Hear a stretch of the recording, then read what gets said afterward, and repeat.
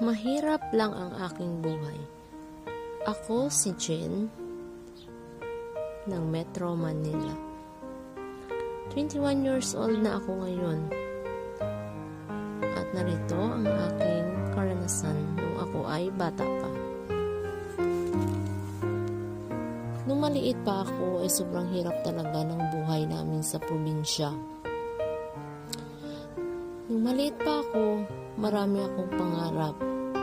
Gusto kong makapagtapos, gusto kong kumuha ng mga course na nursing, police, gusto kong maging teacher.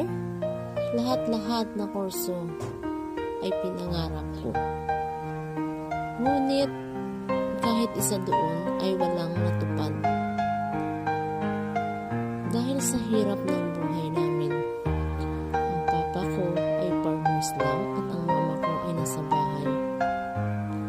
Yung hanap buhay namin ay pagsasaka lamang. 8 kaming magkakapatid. Halos sa sobrang hirap ng buhay ay tumutulong na kami sa papa namin at mama ng mga gawain sa bukid. Kung anong mga gawain doon ay tumutulong kami.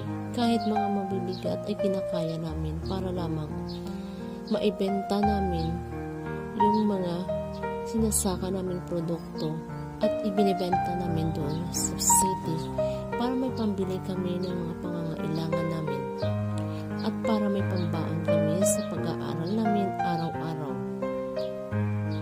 Kahit 5 peso lang yung pera namin ay